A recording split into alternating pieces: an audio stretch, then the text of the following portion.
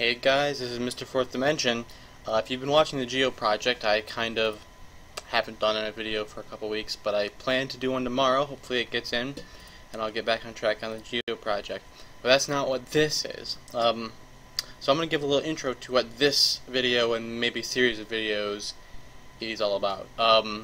So, besides my YouTube channel, what I do most of the time when I'm programming is I work on games, and I recently, released a game called Push that I worked on for about 16 months. There'll be a link in the description if you want to check the game out.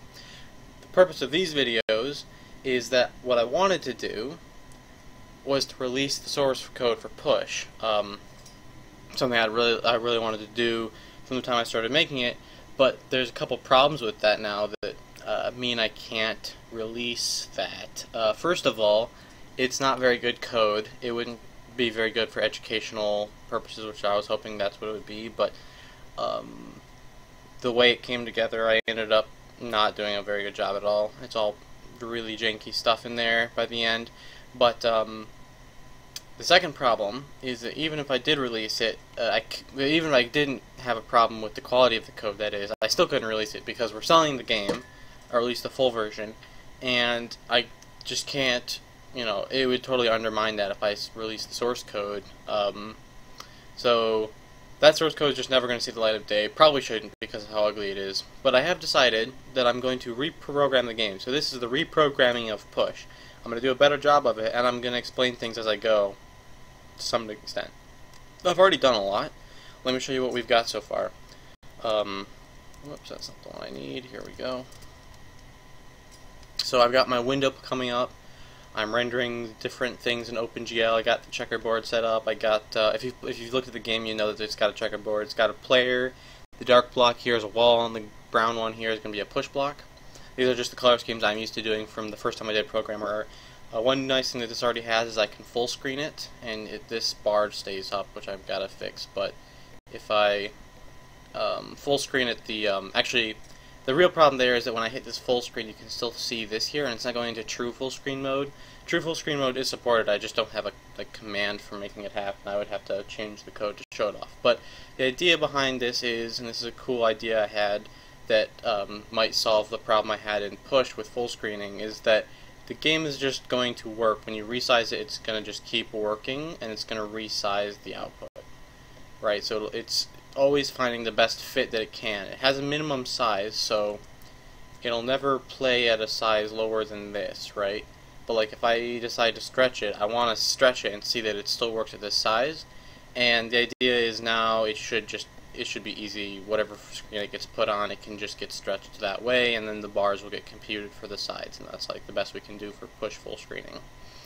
And in future games, we'll start with large resolutions and go the other way around, so that it works out nicer. But that's just the first cool little thing. So what I want to do today is I already set up rendering routines for the checkerboard, the player, the wall, and the block, and I want to show you what those functions look like, and then I want to start setting up the actual game logic. I want to capture that on video. So I'm going to be showing the decisions that I've decided I'm going to use to craft this and this logic system, and then I'll start working on it.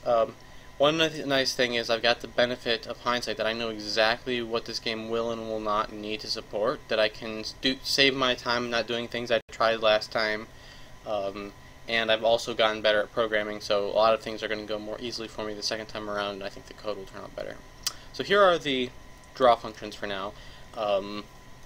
They're very basic. I just give them x, y coordinate, and in the player's case I give it a direction, which if I come up here to the direction, it just up, down, left, and right in a different order, and stop are the 5 directions that you can be drawn in. And that's already been tested and set up, so I can draw whatever I need to draw.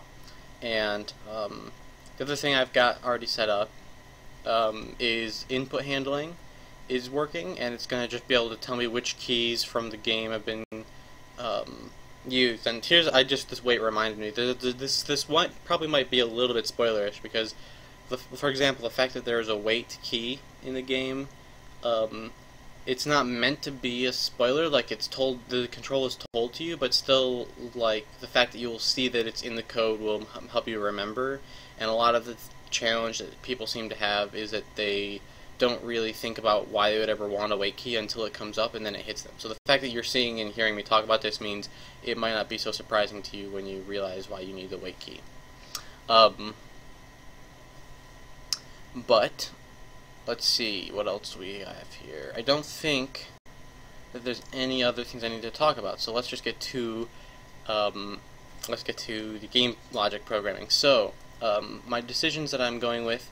First of all, I think that it'll be possible to contain every entity within 16 bytes. I think 16 bytes is enough to encode every entity, and that is 4 bytes for the type of the entity. And this might be surprising, but 2 bytes for the location of the entity, 2 bytes for the electrical state of the entity. Let's see, what am I missing? State, electrical state. I know there's a couple more things I gotta do here. There's the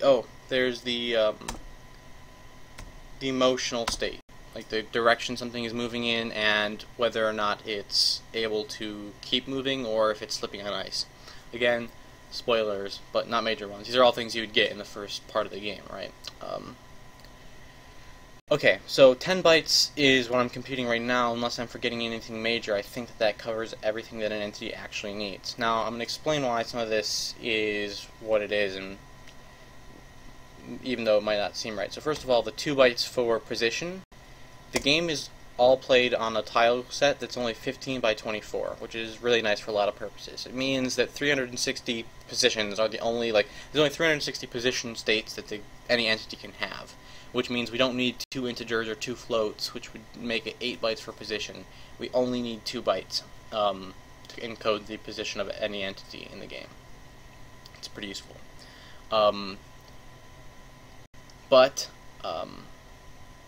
Anyway, so 10 bytes is what I computed. I'm going with 16 just because that's a nice round number, and because, or at least a round number in computing, right? And because I might need extra stuff for what I'm forgetting on, and 6 bytes extra seems pretty generous to me, given how simple this game is. Okay, and then, as you saw, there's 24 by 15 locations that the grid can, that you can be located in the grid. So if I say that there's one entity per location in the grid, I would need this many bytes, which is only a few kilobytes, which is really nice. And I could just statically store that in the grid, but there's a couple problems that would come up if I tried this, like just having a flat grid. And one of the biggest problems is that entities can overlap. So one thought I had was to treat this as a hash table and do linear searching. If something's in the wrong, if the one location's already taken, store it in another location, and then have it not so that it works so that the actual grid isn't actually ever a grid, but it's a hash table that the hashes aren't actually hashed because there would only be 360 locations in the hash table. But then we still do a linear search through next positions. That might work. I'm not sure about that. The other possibility is just to double it one more time, maybe, and say that we have 2 locations. I don't think the game ever puts 3 things on top of each other, although I shouldn't say that because there's probably ways to make that happen if you try. Yeah. I know if we support the other game, the first version supports up to 8 things in one spot, which there's no way that ever happens. So I think that we just need to be able to support 3, or we go with the hash table idea. I think that's what I'll start with.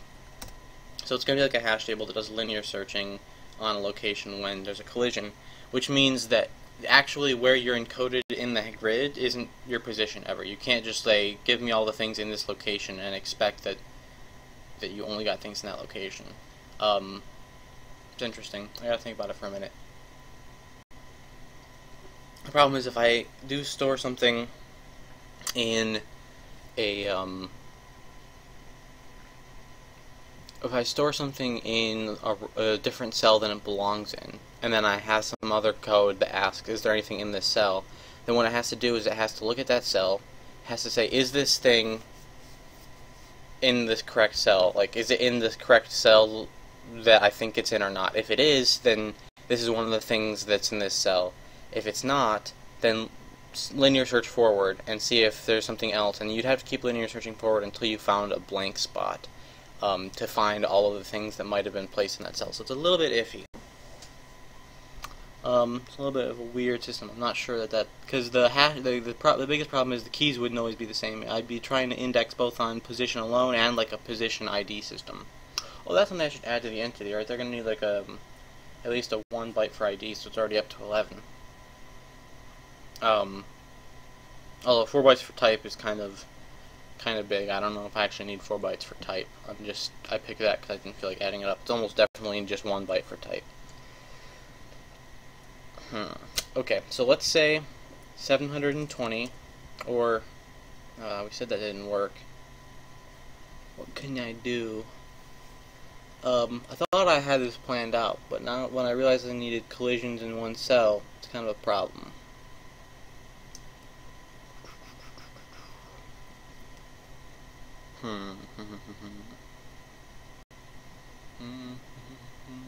Because I don't want to have to sort. I don't want to search through all entities and ask which entities have this location. I want to be able to ask one grid cell, like, give me all the entities in this location, and have a fairly quick response of, here's all the things in this location. Right? And so I was thinking hash table, and then the hash table has data just in it flat, but maybe the hash table just has pointers. Like it has a set of a few pointers, and that the entities are all stored in an array. So that is, we have like an array of 360 entities, because that's almost definitely enough. Because there's no way the game ever has one entity per square. And it does have overlapping, but not enough to make it add up to one entity per square, I don't think. And no, there's just no way. So 360 entities would be enough. And so we'd have an array that can store up to 360 grid entities. And then what we would do is we would say, we have a hash table, and the hash table, you can search on it by location, and it'll give you all of the, it's not really a hash table, it's more like an arrays of pointers, right? So each pointer points to some index in this array, or it's not even a pointer, it's just the entity ID. Okay, I got it. So here are the pieces the system needs. It needs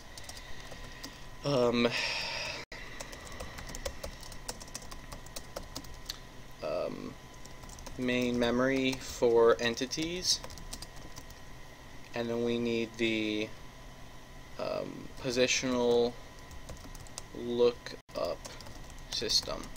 Okay, so first things first, what we really need, and I have never actually created, is a separate file. So we'll call it pushgame.h. Let me just get my comments all worked out here. The date is 03/12/2015. Month, day, year. And this is where I want my app vars. What are you doing?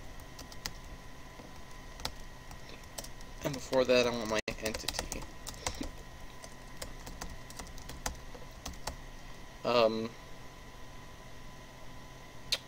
If I go to the Win32 layer real quick. Oh, come on. What are you doing? What are you doing, Emacs? What are you doing? Seriously. Command attempt to use while in mini buffer. There we go. Win32.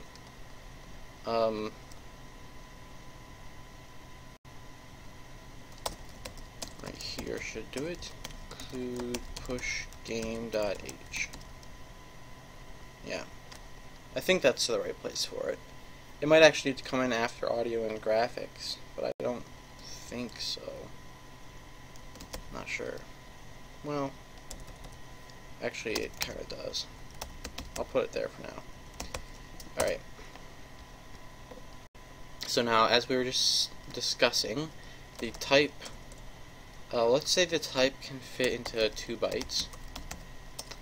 The, that should be an unsigned type.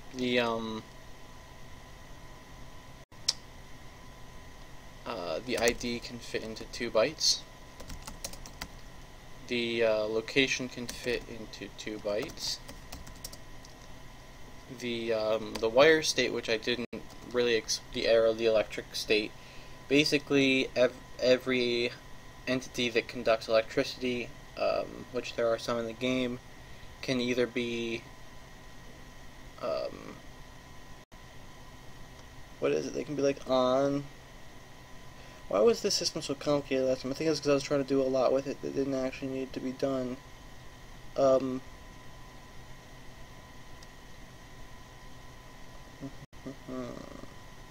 I don't actually think I need 2 bytes for this. I'll just take 2 right now, so E1, E2, I can't remember the names for them, but I don't think I need 2 for that. I'm gonna bump that at the bottom.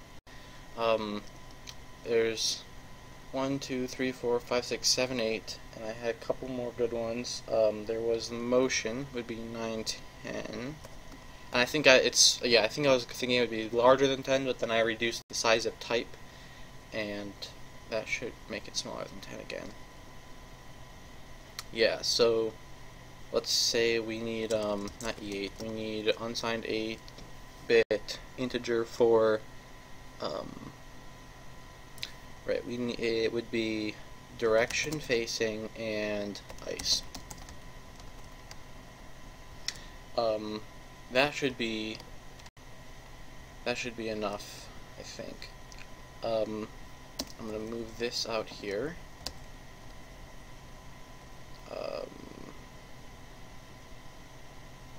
See, the thing is, I'd love to encode this as a direction and tell it that should only be 8 bytes, but I don't know how to guarantee that it only fills 8 bytes here. So ignoring that, we'll just keep it as precise U8. We also need types.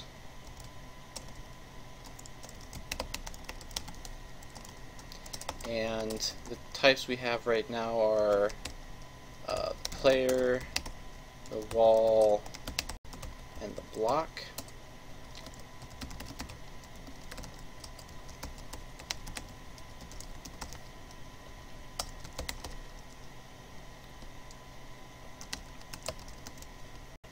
So this one here, the end error, is because this variable will default to 0, and unless I need that extra encoding, because I have exactly run out of the number of encodings that I have, which I won't run out. There will be enough. U16 is enough to hold all the types in this game for sure. So basically, since it defaults to 0, that will be like if I forget to initialize an entity that is in action. Or if I've, for debugging, if I want to say this entity should no longer exist, I'll set it to error, and that way I'll know that something has gone wrong that involves using dead entities if I ever see this. Okay, so what I need now is the stuff I did to-dos for. Yes, the main memory, which will go right here. This can go. That T is for experiments, so I'm going to leave it there for now, because I might want to do more experiments. But we need the main memory, so we'll call this the entities. And we said we needed 360 of them. And yeah, I should just be safe and say that I need to know I definitely need to know the count, entity count, and the max entity.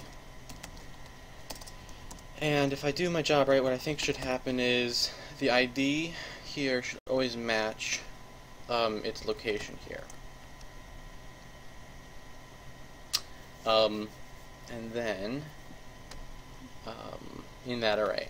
So it'll be kind of a redundancy, but it's fine because we're going to be referring to things in multiple ways. And it'll just be nice to be able to ask an entity what its ID is, to compare it with another entity, I think. Yeah. Anyway, I'm just thinking it would be possible always, if this is always true, to just take an entity's pointer and compare it to that, but then I'm also thinking I'm trying to never use a pointer, so I'm just questioning whether I need to store the ID, but for now it's going to be there. And it'll come out if it doesn't seem to be useful. And then we need the positional lookup system. And this is where we have an array. Yeah. Okay, so the positional lookup system doesn't even need a structure associated with it. It's just an array of entity pointers. How do I want to do this? I'll do it this way, actually. So this will be the grid cell, and the grid cell knows it has an array of pointers. It goes up to 3. It has a count and a max count.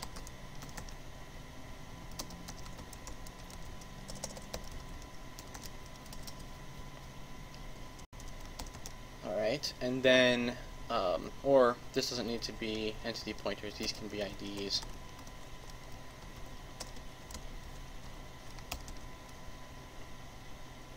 Yeah, that works for me. And then what'll happen is we just need a grid of grid cells. So how many grid cells do we need? 360 again. So the 360 here and here might be confusing, but they're totally unrelated. This is, we need 360 because it's the 24 by 15. Oops. Not that one, this one. Yeah. It's the 24 by 15. And the other 360 for entities is just my estimate on. I think we'll never need more than that. This is exactly correct, and this might be too much or too little. This is definitely correct, because that's how many cells there are in the grid. This 3 might be too little, but I can't think of a time. I'll just bump this up to 4, because I haven't seen 3, but it might be possible, and so 4 is the safe, like, I don't even think there's ever a chance where 4 things can overlap. Like, there's a few levels where maybe you could contrive 4, but that should be safe. If you can get more than 4 entities in a cell, then it's like that, you deserve bonus cake anyway. So I'll let you see some weird craziness in the system. So that is actually all we really need for that. The other thing we got to do is, upon initialization of the memory, come in here and tell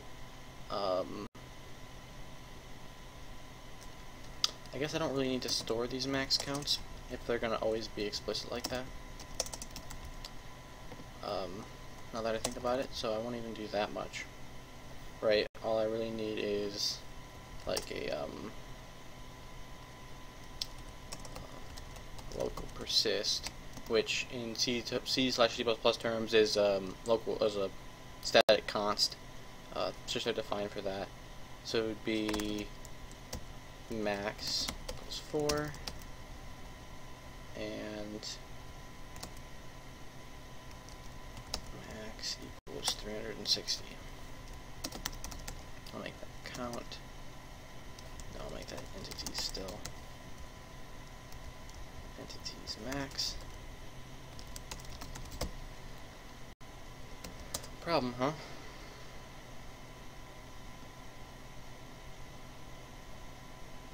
Oh, it's not local persist, it's local const that I'm talking about. Local persist is a different one. Or it's not really a one at all. What's your problem here? Did I delete an open bracket at some point?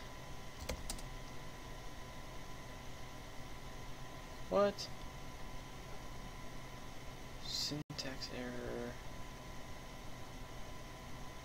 How are there so many little bugs that haven't been a problem until I just started? That's weird.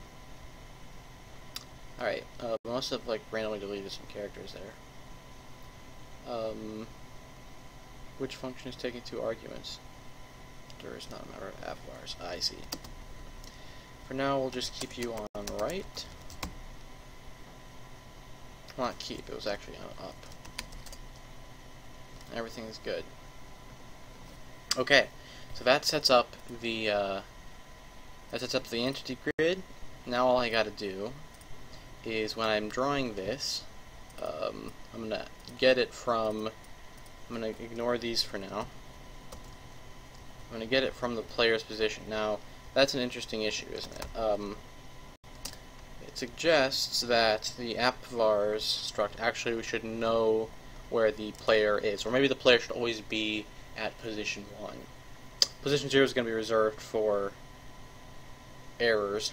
So what I want to do actually is I want to start allocating stuff right here, right? So vars entities count, entity count. Okay, so the first one here, this is reserve 0 for null entity, and then we take 1 to be the player entity. So player 1 is or position 1 for the player, right? And that means we go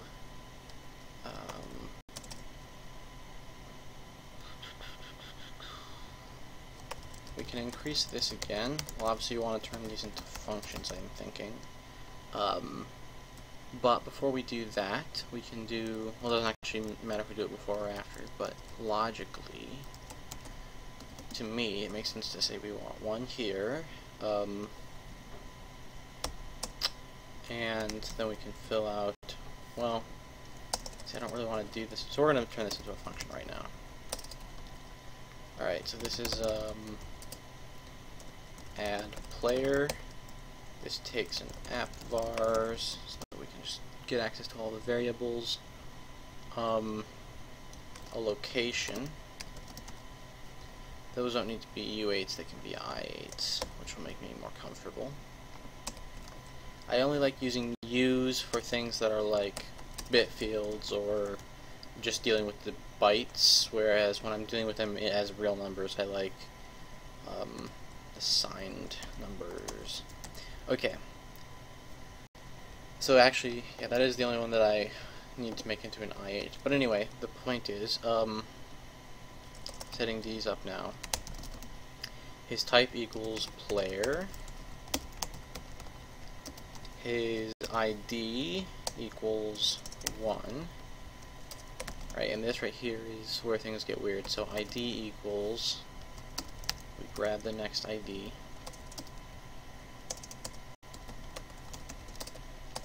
We can assert that the count, actually this is a tentative assert. So what I do for tentative assert is when I have, do I not have meta open? I have meta open, do I not have tentative assert in this one? Ah, this one's too old. So, tentative. So the idea of an assert is you're saying this should always be true. And my idea for a tentative assert is, for debugging purposes, this should always be true, but I should fix this later so that it can be more flexible. So this is a permanent, or this is a non-permanent assert, and what it basically is an assert combined with a to-do. I could just use assert and then write to-do. This should actually be blah blah blah, but the tentative assert just seems right to me. So the entity count must be less than the entity max count, right? Entity max, where is it? Oh, entities max, I did that too. Alright. And this is technically like not a member of the vars instance of app vars. It would be more like app vars : but I just like this better. Like it allows me to do this in this compiler, last I checked, and I like it better. So as long as, if it works in other compilers, I'm fine with that. I haven't tested it, but if it doesn't work, I would understand switching. But I like that. Because it's like, maybe someday I want the entity max to be variable, and this would be the exact code I would write then. So this code will be correct if I decide to stop making this constant. Anyway. Back to this stuff. Vars, entities. This should all be using the ID entity, or now. That should be the ID as well.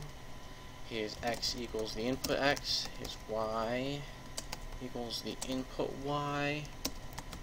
His dir is up.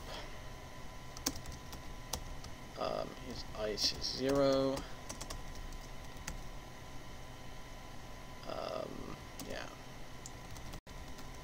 his E1, E2 would both be 0. Then what we want to do is return the ID of the thing we just created. Alright, that should do it. So, if we come back down here, if we're going with the convention for now at least, that the player is always going to be 1, then we can just do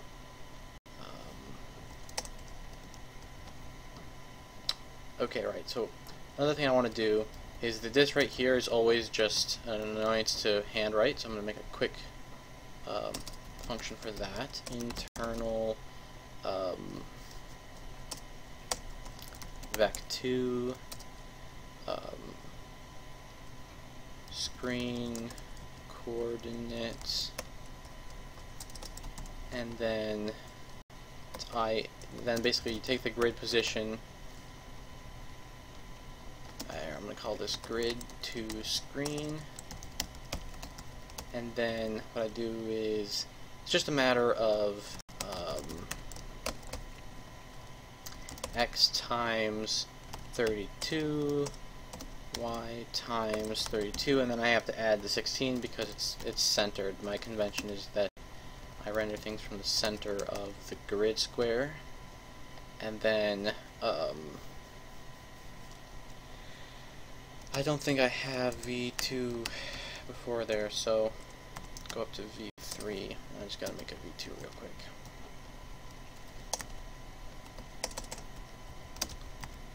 Can't represent colors with a vector of 2 dimensions. It's okay. This will become V2. This will go away. This will go away.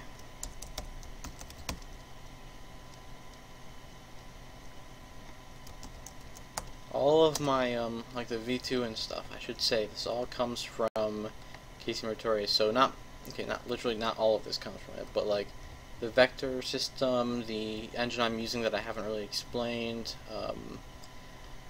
you know, if you want to know how all of this, where I get all of that, that's all coming from Casey's stuff. Anything I've seen on Casey's that I liked, I just adopted immediately into what I do. And I really like his vectors, and I really like some of the other things, so that's where those come from. Now, what I want to do is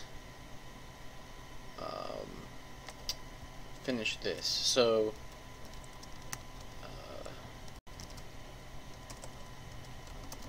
equal position equals grid to screen, and then I want to get the players, so this will be under entities 1.x and y. Oh my goodness. Come back. And then that's position.x, position.y. And then the only other thing is I haven't actually created the player, so add player.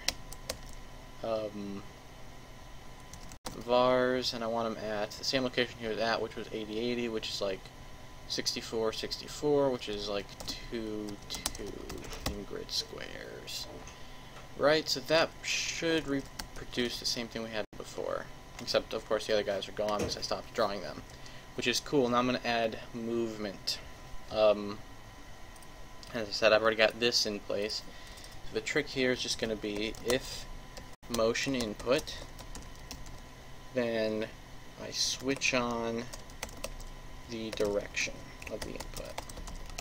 And this is so much simpler than how I did it last time, it really is. Like I had all this craziness for encoding the input and responding to it by a virtual listener that I never really needed, and all sorts of weirdness that I'm glad to be avoiding now. So what we want to do is we want to find the player and look at his X and Y position. So I'm starting to think we want a nice way to get an entity pointer from an ID, which is You know, it's actually so simple. There's no point in making a function for that. It's just a matter of me not being lazy. Sometimes I like think to myself, oh, I need a function for simplifying this, and it's like not abstracting over anything useful.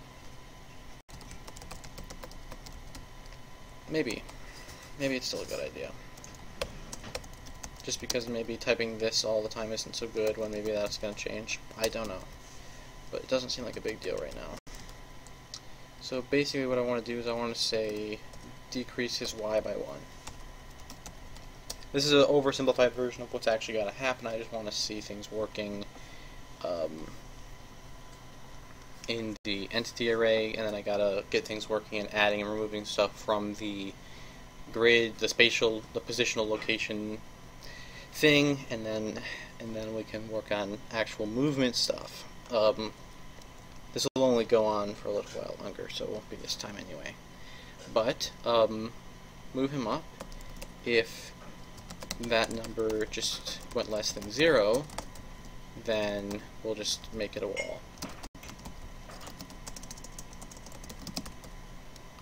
So that gets stuck at 0. And see, this is why I went with signs, because otherwise this would not be the right logic. When I decrease this from 0 down to the next thing, it is unsigned, it would wrap all the way up to 250. This if would never work. It's just easier to think in mathy terms when you give yourself signed numbers, basically. At least for me. So now with down is the same, but you go up, and your question is, did I just surpass the number of downward movement that I'm allowed? And that's how we fix that one. Again, same basic idea for all of these, which is nice. If I want to move left, I'm decreasing the x, and if my x goes below 0, then my x becomes a 0. And then finally, I increase my x, and if I hit 24, then I stay within that range. And then stop doesn't actually do anything right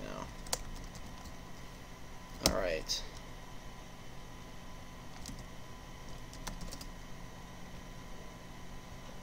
I see. Yeah, it's basically working. It's we gotta make it, he's currently moving whenever I'm holding down the key, and technically he's only supposed to move when I'm just have pressed the key. So I'll fix that logic. That could be in the platform layer maybe. And what else do I gotta do? I gotta fix gotta make his direction face the right way. But I think this is a good start for what needs to be done. So I'm gonna keep working on stuff, and if I've got something else that I think will be interesting, probably the getting spatial stuff working, I'll make a video for that. Alright, see you guys later.